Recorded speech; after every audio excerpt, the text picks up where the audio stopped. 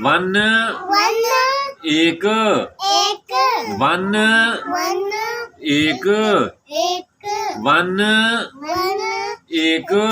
एक वन कैसे होता है? सीधी लकीर होती है। वन कैसे होता है? वन ऐसे हाँ, ऐसे होता है। वन कैसे होता है?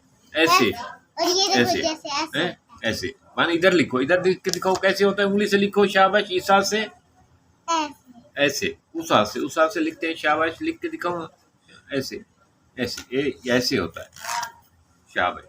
ऐसे, शाबाश। वन वन एक एक वन वन एक एक वन।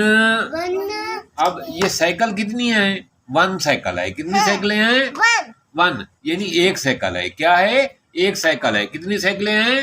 एक कितनी साइकिलें हैं? एक एक। कितनी साइकिलें हैं? एक। आज का मैथ का सबक खत्म हुआ। फिर कल पढ़ेंगे। शाबाश, बाय बाय।